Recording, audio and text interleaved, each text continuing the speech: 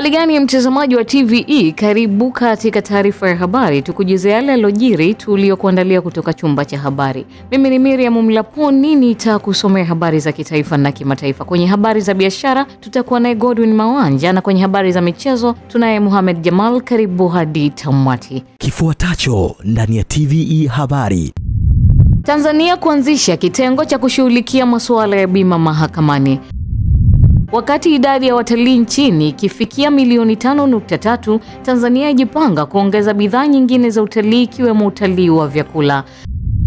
Rais wa Jamhuri ya Muungano wa Tanzania Daktari Samia Suluhu Hassan amesema serikali itazifanyia kazi changamoto zilizowasilishwa na chama cha waendesha ofisi Tanzania TAPSEA katika mkutano wa 12 wa kitaaluma wa chama hicho unaofanyika katika ukumbi wa Ngurdoto mkoani Arusha. Rais Samia amesema hayo alipowasalimu wanachama wa TAPSEA kwa njia ya simu wakati wa mkutano huo, ambapo amemwakilisha na makamu wa rais wa Jamhuri ya Muungano wa Tanzania Daktari Philip Mpango amewasihi wanachama hao kufanya kazi kwa bidii ili kukuza uchumi, hali itakayopelekea kuongezeka kwa maslahi yao. Ndugu zangu, kwanza nimshukuru makamu wa rais kwa kukubali kuniwakilisha kwenye mkutano wenu. Nilikuwa natamani sana niwepo mwenyewe, lakini kama mnavyoona mambo ni mengi. Tuna mgeni kutoka Finland, nilikuwa naye jana. Leo tunaendelea na kesho ninamuaga. Kwa hiyo makamo nimemuomba niwakilishe. Lakini pamoja na hayo nilikuwa nafuatilia, niko kwenye TV nafuatilia mkutano wenu, lakini kwa kweli nimeona TAPSEA mmekuwa sana. Hongereni sana. Niwapongeze viongozi, lakini na nyinyi wanachama kwa kuikuza hii taasisi. Mmekuwa sana, nimekuwa nikisikiliza risala mwenyekiti wenu mnavotoa changamoto tumezipokea na serikali tutazifanyia kazi. Akifungua mkutano huo, makamu wa rais wa Jamhuri ya Muungano wa Tanzania Dr. Philip Mpango amewahimiza waandishi waendesha ofisi kujiweka tayari ili kuendana na kasi ya mabadiliko ya teknolojia kwa kuendelea kujifunza na kuwa wabunifu zaidi, kwa kuwa ustadi katika tehama unakuwa ni sifa muhimu katika majukumu yao. Makamu wa rais ametoa rai hiyo kwa waajiri kuandaa mafunzo kazini na mafunzo ya muda mfupi ili kuwawezesha waandishi waendesha ofisi kuuisha ujuzi wao katika teknolojia mpya za ofisi na zile zinazoibukia, ikiwa ni pamoja na matumizi adili ya kompyuta na programu zake. Kwa kuzingatia maendeleo ya haraka ya tehama katika kazi za kila siku za waandishi waendesha ofisi, napenda kusisitiza kuwa ustadi katika tehama sasa umekuwa ni sifa muhimu ya utendaji wenu. Hivyo waandishi waendesha ofisi hamna budi kujiweka tayari ili kuendana na kasi ya mabadiliko ya teknolojia kwa kuendelea kujifunza na kuwa wabunifu zaidi. Lakini vile vile ninatoa rai kwa waajiri kuandaa mafunzo kazini na mafunzo ya muda mfupi ili kuwawezesha waandishi waendesha ofisi kuhuisha ujuzi wao katika teknolojia mpya za ofisi na zile zinazoibukia. Kwa upande wake, waziri wa nchi ofisi ya Rais Management ya utumishi wa umma na utawala bora George Simbachawene amesema serikali kupitia wizara hiyo itaendelea kutoa ushirikiano kwa viongozi wa TAPSEA kwa kusimamia utendaji kazi wa wataalamu wa kada hiyo pamoja na kutatua kero na changamoto mbalimbali za kisera na kiutendaji ili kuwezesha utoaji wa huduma bora na yenye tija kwa maendeleo ya taifa. Awali akisoma risala kwa niaba ya waandishi waendesha ofisi Tanzania, mwenyekiti wa chama hicho Bizura Songambele ameipongeza serikali ya awamu ya 6 kwa kutenga bajeti na kuboresha mazingira pamoja na miundombinu ya chuo cha utumishi wa umma kampasi ya Tabora. Mkutano huo wa 12 wa chama cha waandishi waendesha ofisi Tanzania TAPSEA unaofanyika tarehe 18 hadi 17 Mei 2025 unahudhuriwa na watumishi takriban 5,000 kutoka wizara, taasisi za serikali, taasisi binafsi, mashirika ya umma, asasi za kiraia na kampuni binafsi kutoka Tanzania bara na Zanzibar. Tunaelezwa kuwa serikali inatarajia kuanzisha kitengo maalum mahakamani ili kushughulikia kesi za udanganyifu wa bima kitakachoshughulikia kesi hizo kwa haraka na weledi ili kurejesha imani kwa wananchi kwenye sekta hiyo inayokuwa kwa 15% kwa mwaka. Hazla Omari ana taarifa zaidi kutoka Arusha. Hayo yameelezwa na Dr. Saada Mkuya, Waziri wa Nchi, Ofisi ya Rais, Fedha na Mipango Zanzibar, kwa niaba ya Rais wa Serikali ya Mapinduzi Zanzibar Dr. Hussein Mwinyi kwenye mkutano wa mwaka wa wadau wa bima ulioambatana na uzinduzi wa Umoja wa Wataalamu wa Masuala ya Uchunguzi na Ubadhirifu wa Masuala ya Bima nchini unaofanyika jijini Arusha. Kwa hivi karibuni kama ambavyo tumesikia unaonesha kuwa takriban 10% hadi 15% ya madai ya bima duniani kote yana viashiria vya udanganyifu. Kwa kweli hii ni changamoto kubwa, si tu kwa kampuni za bima lakini kwa serikali na nchi kwa jumla. Tunalenga katika kuanzisha mahakama au kitengo maalum cha kushughulikia kesi za udanganyifu wa bima kwa haraka na kwa weledi zaidi. Kwa sababu changamoto hii ni changamoto ya kiuchumi, tunataka yale madai yao yanakwenda haraka ili tuone namna gani tunaweza tukaaddress changamoto hii kwa muda mfupi zaidi.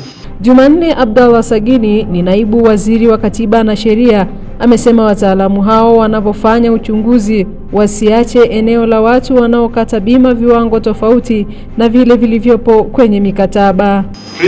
Comprehensive. Alafu wanaandika kwenye nyaraka zao third part. The difference nadhani wanagawana. Kwa uchunguzeni na huko. Yapo mashirika pia ya bima ambao na yeye anafanya udanganyifu. Wanaenda with a smile kuwashawishi watu wakate bima. Inapofika muda wa kulipa wanakuwa wagumu, hawataki kulipa kile kinachostahiki. Kwa hiyo msumeno huu wa investigation pia uende pande zote ili na wananchi na wenyewe wawe comfortable kwamba haki inatendeka. Kwa upande wake, Kamishna wa Bima Tanzania Dr. Bagayo Sakware anasema wameanzisha mifumo ya kisasa ya kudhibiti taarifa na kufuatilia madai ya bima kwa ukaribu zaidi ili kuhakikisha kuwa udanganyifu unadhibitiwa kikamilifu. Sekta yetu inakuwa kwa 15% kila mwaka. Lakini vile vile tumejiwekea falsafa kwamba tunataka kuwa na sekta ambayo haina ubadilifu, free from fraud. Sekta ambayo ni competitive, lakini ni sekta ambayo inafanya kazi kwa uweledi, professionalism. Tunatambua kwa mafanikio ya juhudi hizi yanategemea ushirikiano wa kweli kati ya sekta binafsi na sekta ya umma. Tunawakaribisha wote kushirikiana nasi katika kujenga mazingira ya bima yenye haki, uwazi na yanayolinda mlaji wa mwisho.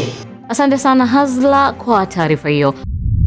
Watu wasiojulikana wamevamia na kuvunja maduka manne ya wafanyabiashara katika mtaa wa Mbugani, kata ya Kalangalala, Manispaa ya Geita, na kuiba bidhaa mbalimbali. Kampuni ya ulinzi inayohusika na eneo hilo imeamuliwa, huku viongozi wa serikali wakitaka fidia kutolewa kwa waathirika. Joel Maduka ana taarifa zaidi kutoka Geita. Akizungumza kwa niaba ya wafanyabiashara walioathirika, mwenyekiti wa wafanyabiashara katika eneo hilo Legasila Pilbert amesema alipokea taarifa za tukio hilo majira ya saa 10 alfajiri na kuanza jitihada za kumtafuta mkurugenzi wa kampuni ya ulinzi iliyokuwa ikilinda eneo hilo.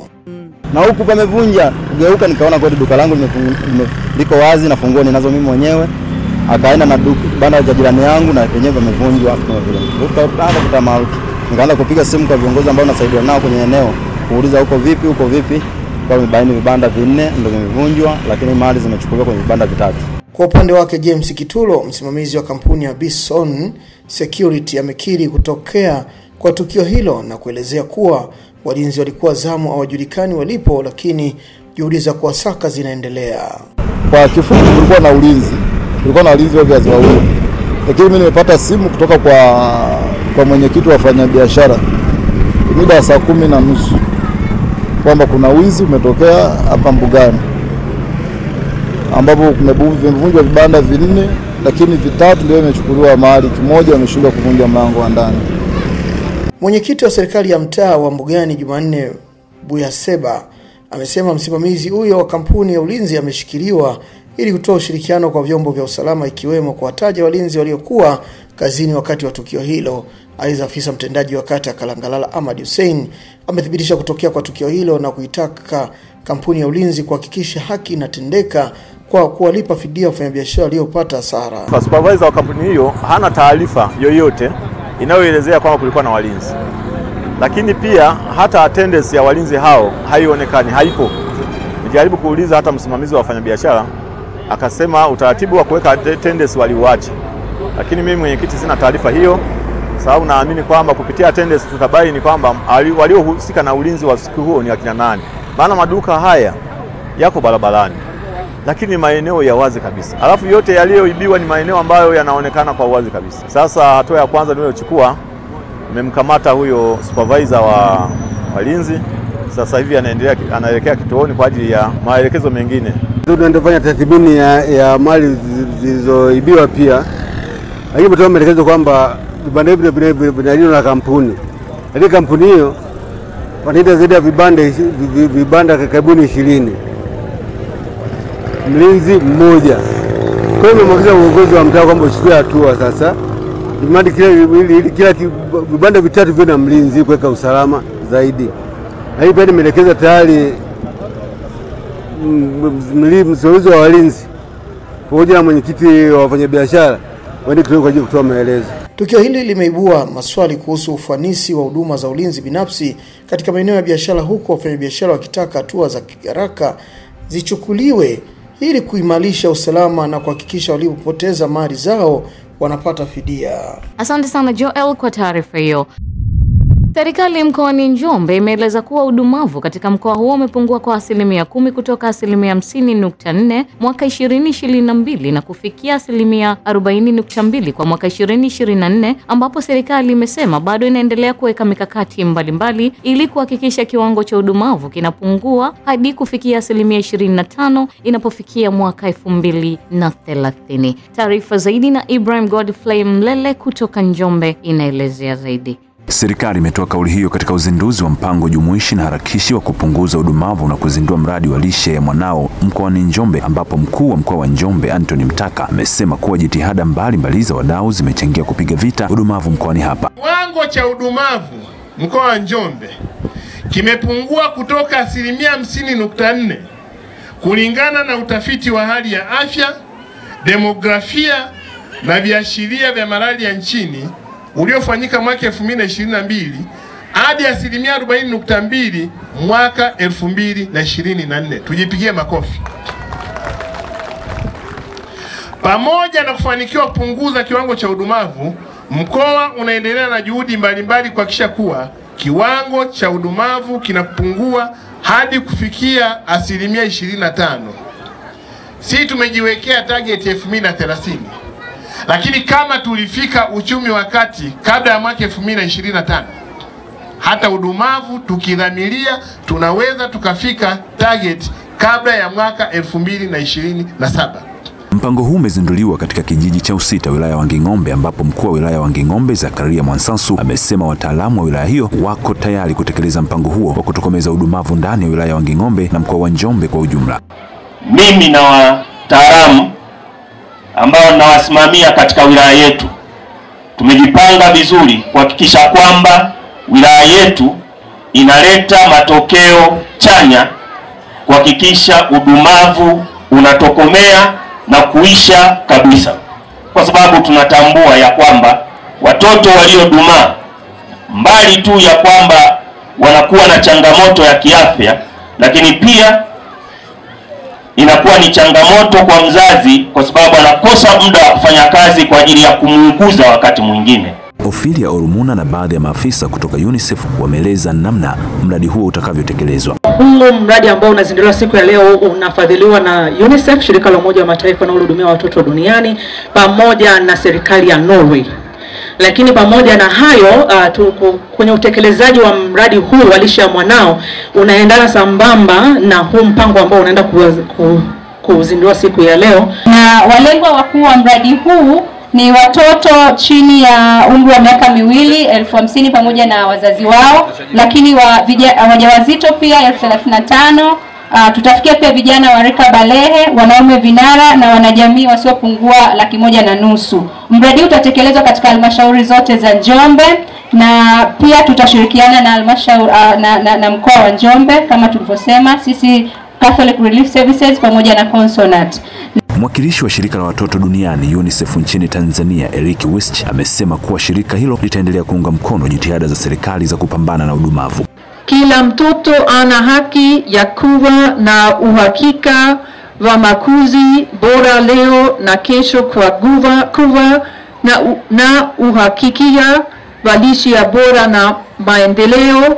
Leo tunapiga hatua muhimu katika kutimiza maono haya kwa watoto wa Tanzania. Hizi ni miongoni mwa mbinu ambazo serikali ya mkoa wa Njombe imetumia katika kupiga vita udumavu. Kuna uanzishaji wa bustani za mboga mboga, kuna uanzishaji wa bustani za matunda na vitu mbalimbali. Katika shule yetu tumeanzisha bustani za mboga ili kuondoa udumavu. Shuleni kwetu kuna bustani za mboga mboga. Asante sana Godfrey kwa taarifa hiyo. Baada ya Tume Huru ya Taifa ya Uchaguzi INEC kutangaza majimbo mapya 8 nchini hivi karibuni, mbunge wa Dodoma mjini Anton Mavunde ameweka wazi kuwa atagombea jimbo jipya la Mtumba wakati utakapofikia iwapo atapitishwa na Chama cha Mapinduzi CCM, na hiyo kutokana na sababu mbalimbali ikiwemo kwenda kukamilisha miradi mikubwa ya maendeleo ikiwemo mji mpya wa Hombolo Satellite City na mradi wa Ihumwa Yard. Mwandishi wetu Pendo Mangala kutoka Dodoma ana taarifa zaidi. Mavunde ambaye pia ni waziri wa madini ameyasema hayo hii leo jijini Dodoma wakati wa kikao maalum cha halmashauri kuu ya CCM wilaya kilicholenga kutangaza mgawanyo wa majimbo. Ni miradi ambayo nimekaa nimetafakari ya kwamba nimesaidia kuianzisha, ikija kuiacha njiani bila kutimia ningebaki naumia sana moyoni, nafsi yangu na mzigo ungekuwa mkubwa sana. Lakini kuna jambo lingine la Ihumwa Masharini Yard, na kwenyewe pia nilibaki kuwa na mzigo mkubwa sana.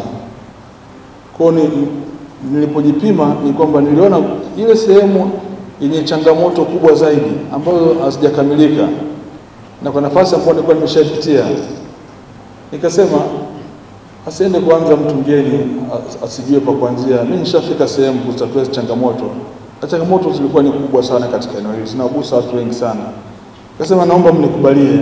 Sikuwa na sababu nyingine yoyote kubwa, lakini sababu kubwa ni kwenda kuyakamilisha haya, na wengine basi wafurahie sehemu ya uongozi wetu kwa sababu ya changamoto kubwa. Pamoja na hayo, mbunge huyo ameeleza kuwa kuna faida ya kugawanywa kwa majimbo hayo ambayo ni Dodoma mjini na Mtumba, ikiwemo maendeleo ya haraka.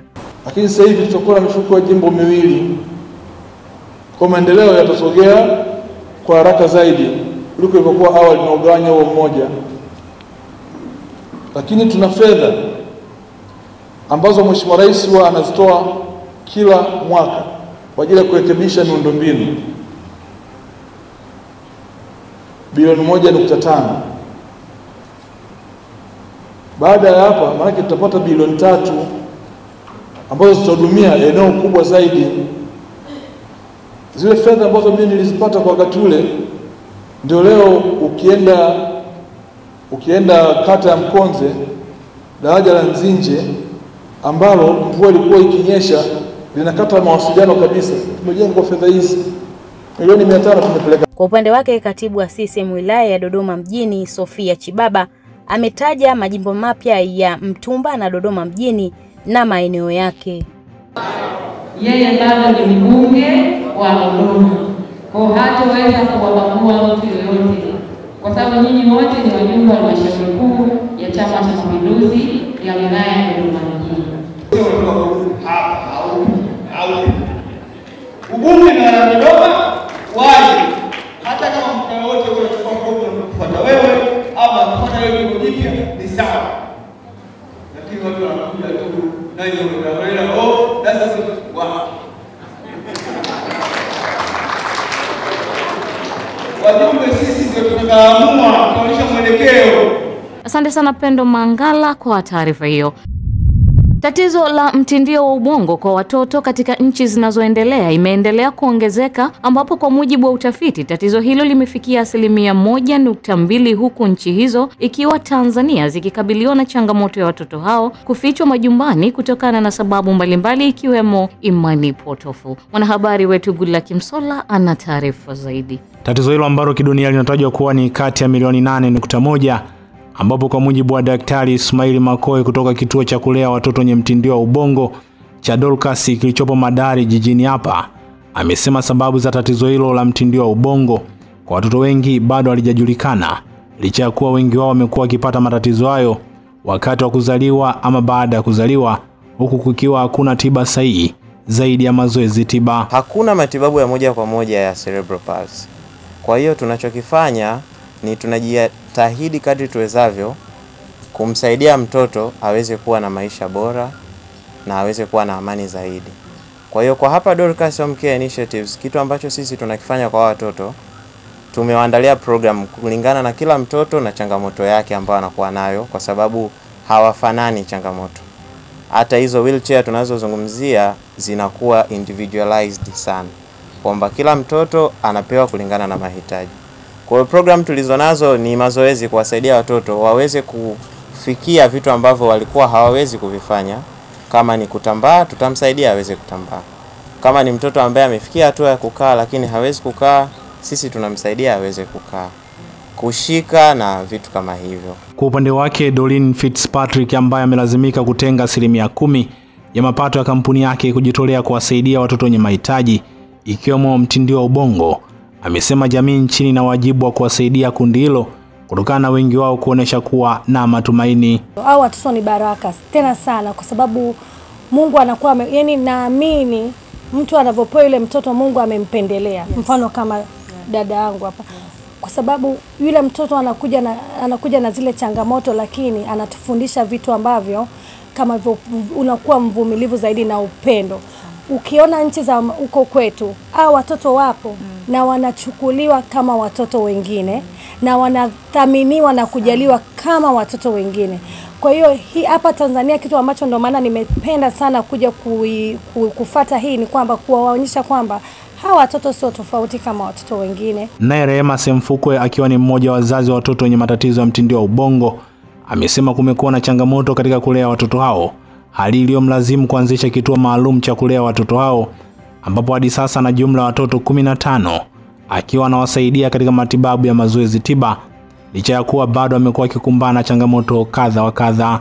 Kabla ya kutoka nje, mimi niliona changamoto kwenye eneo langu, na kupitia mtoto wangu Dorcas nilijua ninaweza nikamwandalia mazingira mtoto wangu akawa anatunzwa, lakini nilijua kuna watoto zaidi ya Dorcas ambao wanahitaji kutunzwa pia kama mtoto wangu, na ndio maana nikachagua Madale.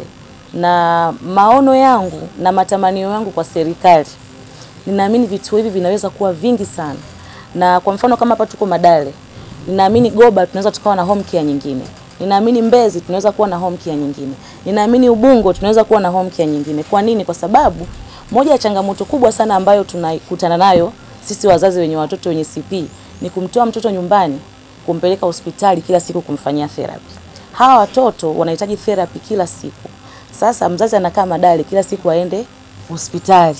Mind you, mzazi ameacha kazi kwa ajili ya kulea mtoto. Je, mzazi anapata pesa ya kutoka nyumbani kwenda hospitali? Tatizo la mtindio wa ubongo ni hali ya ulemavu wa kudumu inayohusiana na matatizo ya ubongo yanayotokea kabla na baada ya kuzaliwa. Asante sana Goodluck Kimsola kwa taarifa hiyo. Madereva na vyuo vya udereva mkoani Mbeya ambao hawana elimu ya zimamoto na uokoaji wametakiwa kujitokeza kupata elimu hiyo ili kuepusha ajali zinazotokana na moto wanapokuwa barabarani. Taarifa ya Daniel Simarta kutoka Mbeya inaarifu zaidi. Ameyasema hayo alipokuwa akitoa elimu ya zimamoto na uokoaji katika chuo cha udereva VETA mkoani Mbeya, ikiwa ni desturi ya jeshi hilo katika kutekeleza majukumu yao.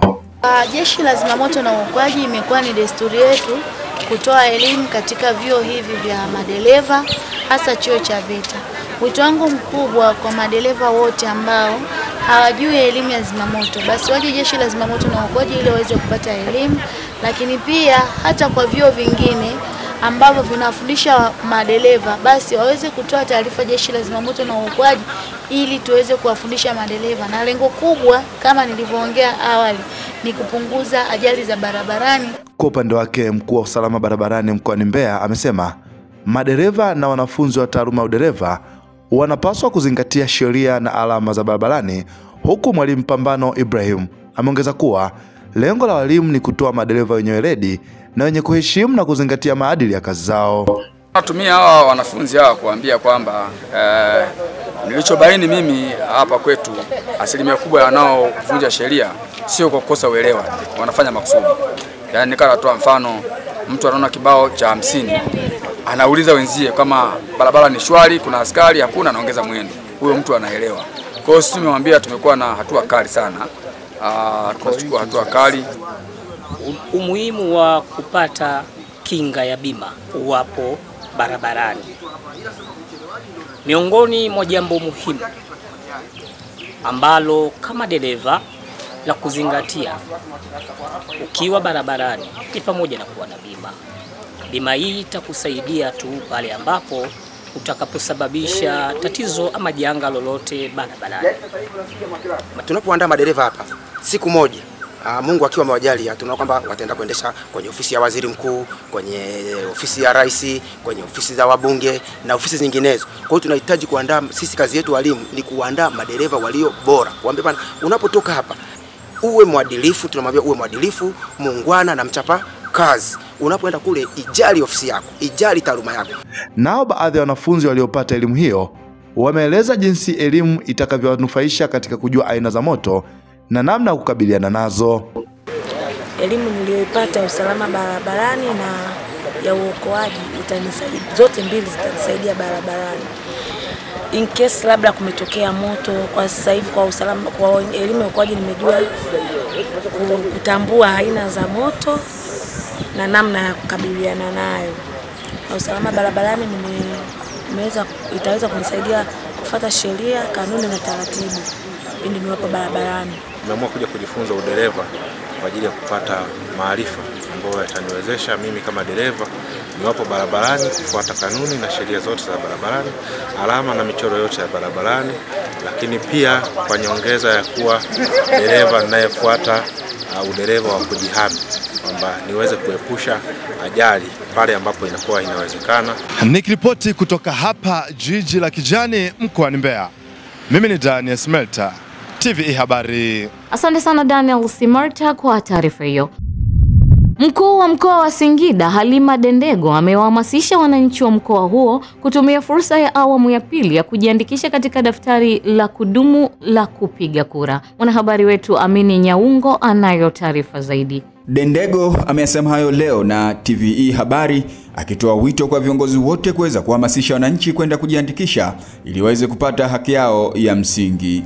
Tunaanza zoezi awamu ya pili tarehe 16 mpaka tarehe 22 mwezi huu wa 5.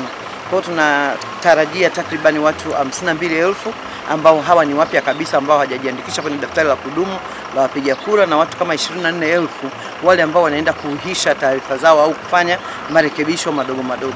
Kwa hiyo nitumie fursa hii kutoa wito viongozi wenzangu wa chama na serikali, viongozi wa vyama, kuhamasisha watu wote huko aliko waende wakajiandikisha. Wakijiandikisha ndio tunaenda kuwa na uchaguzi wa haki na wa usawa, kwa sababu kila mmoja atakuwa ameshiriki.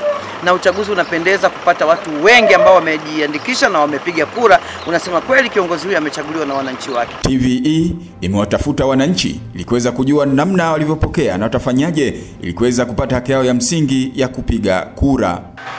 Mimi nimejiandikisha na kila kitu kinakwenda sawa. Na washauri wengine, na nyinyi nendeni mkajiandikishe ili muweze kupata haki yenu ya msingi. Muda umewadia sasa, na mimi nitaenda kujiandikisha ili niweze kutumia haki yangu ya msingi ya kikatiba ya kupiga kura. Asante sana Amini kwa taarifa hiyo. Mkuu wa mkoa wa Katavi Mwanamvua Mrindoko amewataka wananchi kutumia fursa ya uwepo wa umeme wa gridi ya taifa kuwekeza katika miradi mbalimbali ya maendeleo itakayowasaidia kujikwamua kiuchumi. Neema Huseni ana taarifa zaidi. Mrindoko ameyasema hayo mara baada ya kutembelea katika kituo cha kupokea umeme wa gridi ya taifa kutoka Tabora, ambapo amewataka wananchi hao kutunza miundombinu hiyo. Ninachowaomba wananchi, jambo la kwanza, Tupokee mradi huu kwa sababu ni mradi wetu na ni kwa manufaa yetu.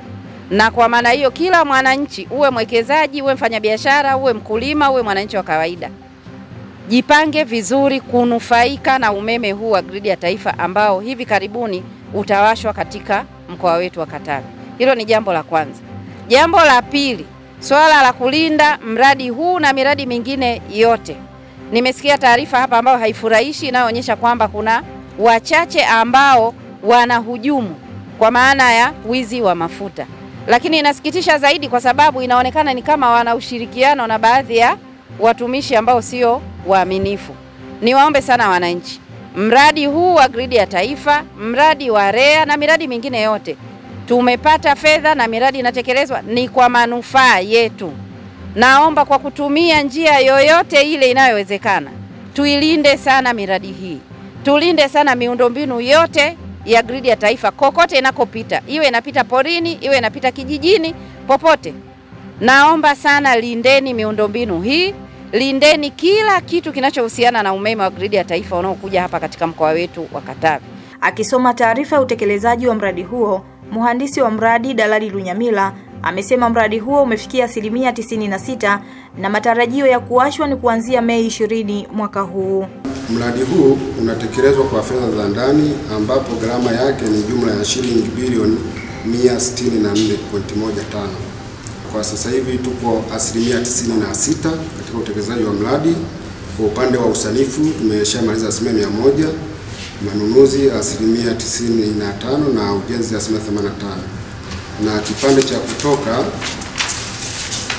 Ipole kuelekea Nyonga ambapo tulipo utekelezaji wake umekamilika na kwa sasa kipo katika hatua ya ukaguzi wa mwisho ambapo kinatarajiwa kuwashwa kuanzia tarehe 20 Mei mwezi huu 2025. Majidi Mwanga ni mkuu wa wilaya ya Mlele ambapo amemweleza mkuu wa mkoa wizi unaoendelea katika kituo cha umeme wa jenereta ambao unatumika hivi sasa ndani ya mkoa wa Katavi. Mwezi uliopita tulikamata wahalifu ambao walikuwa wanaiba mafuta katika majenereta yetu yale ya kuzalishia umeme.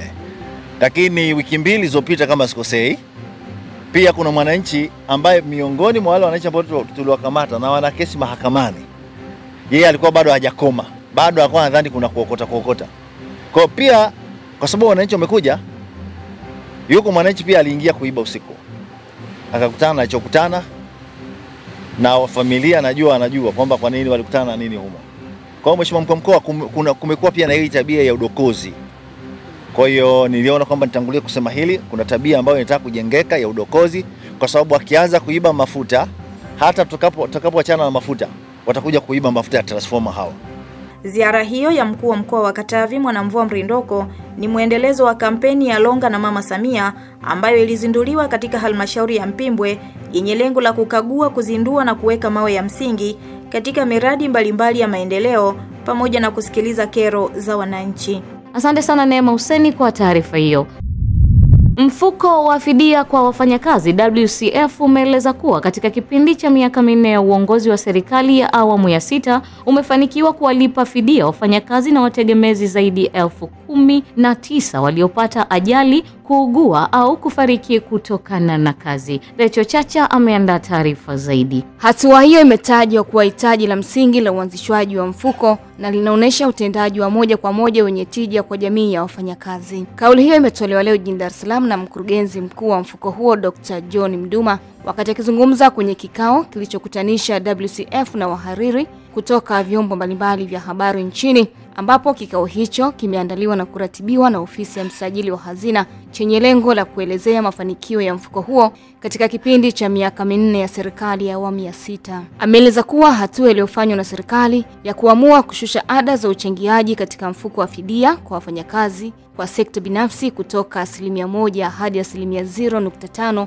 ya mapato ya kila mwezi ya wafanyakazi wao umeziwezesha taasisi binafsi kuchangia sawa na taasisi za umma na hivyo kumpunguzia mzigo mwajiri. Mfuko wetu kwa mujibu wa sheria, mfuko wa fidia kwa wafanyakazi unapaswa kufanyiwa tathmini ya uhai wake na uendelevu, actual evaluation, kila baada ya miaka 3.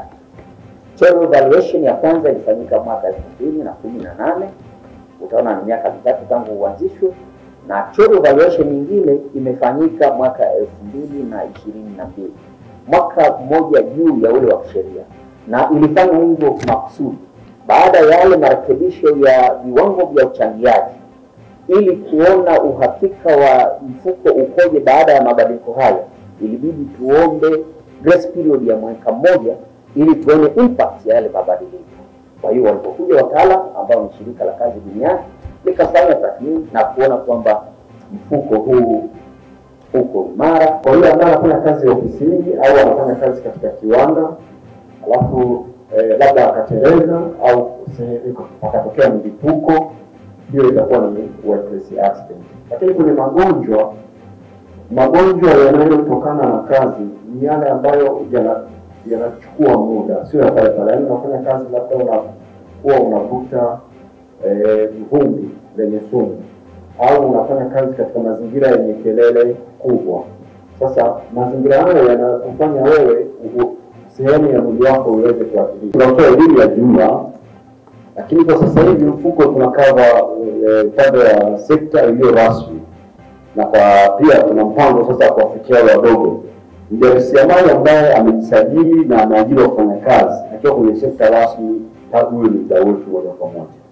Lakini kwa hao wengine na nini pia ni fora mojawapo ya kuendelea kutoa elimu, lakini tuna mipango mikakati kabisa ya kuweza kuingia katika sekta hiyo. Akizungumza kwa niaba ya msemaji mkuu wa serikali Gerson Msigwa, mwakilishi wa msemaji huyo Revocastus Kasimba ametoa rai kwa wahariri na waandishi wa habari nchini kuendelea kutoa taarifa sahihi na kwa wakati kwa wananchi, huku akipongeza ofisi ya msajili wa hazina kwa kuandaa na kuendesha vikao hivyo. Aidha, mafanikio ambayo WCF imeyapata katika kipindi cha miaka 4 ya serikali ya awamu ya 6 yanaakisi dhamira ya serikali katika kulinda haki na ustawi wa wafanyakazi. Asante sana Rachel Chacha kwa taarifa hiyo. Katika kuunga mkono juhudi za serikali kuboresha elimu na afya kwa wanafunzi, taasisi ya Flaviana Matata kwa kushirikiana na shirika la uratibu na maendeleo la nchini Uturuki TIKA wamesaidia ujenzi wa vyoo na vyumba vya kujisitiri watoto wa kike na wanafunzi wenye mahitaji maalum kwenye shule ya msingi Mbezi Juu iliyopo wilayani Kinondoni. Mrisho Mapeyo anaarifu zaidi. Akizungumza leo jijini Dar es Salaam wakati wa kuzindua na kukabidhi jumla ya matundu 12 ya vyoo pamoja na chumba cha kujihifadhi wasichana wakiwa kwenye siku zao za hedhi na chumba cha kujihifadhi wanafunzi wenye ulemavu, mkurugenzi wa taasisi hiyo Flaviana Matata amesema lengo ni kulinda afya na kuboresha ufaulu wa wanafunzi. Flaviana amesema kuwa taasisi hiyo kwa kushirikiana na TIKA wameamua kuunga mkono juhudi za serikali chini ya Rais Dr. Samia katika elimu na afya kutokana na juhudi kubwa inayofanywa na Rais, ambapo pia wamejenga sehemu maalum ya kuchoma taulo za kike zilizotumika, mradi ambao unatarajia kunufaisha zaidi ya wanafunzi 1300. Kwa nini mradi wa vyoo tunafanya mashuleni? Kwa sababu ni moja ya vitu vinavyoathiri not only afya lakini vile vile maendeleo ya elimu kwa watoto, hususan watoto wa kike. Wanakosa siku 3 hadi 5 kila mwezi wanapokuwa kwenye siku zao za hedhi, wanabaki nyumbani na wengine wanaacha shule kabisa. Kwa hiyo kuna tafiti zimefanyika na UNICEF, World Bank na mashirika mengine zinaonyesha kwa nini miradi ya vyoo mashuleni ni muhimu. Kwa upande wake, mwalimu mkuu wa shule hiyo ya sekondari Mbezi Juu, Lubungu Eliudi, amewashukuru TIKA na taasisi ya Flaviana Matata, ambapo amesema kuwa ujenzi huo utawaongezea wanafunzi ari na uwezo wa kujiamini, jambo ambalo litasaidia kuongeza ufaulu. Tunawashukuru sana kwa sababu tulikuwa tuna uhaba sana wa vyoo. Vyoo hivi vitaenda kutupelekea kuwa na ufaulu mzuri sana katika shule yetu. Tunawaomba tena TIKA pamoja na Flaviana Matata Foundation waendelee kutuletea miradi mingine zaidi na zaidi. Mungu awabariki sana. Naye mmoja wa wanafunzi wa shule hiyo, Flora Peter Cosmas, amesema uwepo wa vyoo hivyo unaweza kuwa ni sababu ya kuwawezesha kusoma bila changamoto na kuweza kufanya vizuri kwenye mitihani yao, huku mkurugenzi wa TIKA Bi Feliz Sahinsi akiahidi kuendelea kushirikiana na serikali ya Tanzania kwenye shughuli mbalimbali za maendeleo. Mtazamaji, hii ni taarifa ya habari. Mimi ni Miriam Mlaponi, tupate mapumziko mafupi kisha tutaendelea na taarifa ya habari. Kifuatacho ndani ya TVE habari. Wakati idadi ya watalii nchini ikifikia milioni 5.3, Tanzania ijipanga kuongeza bidhaa nyingine za utalii ikiwemo utalii wa vyakula.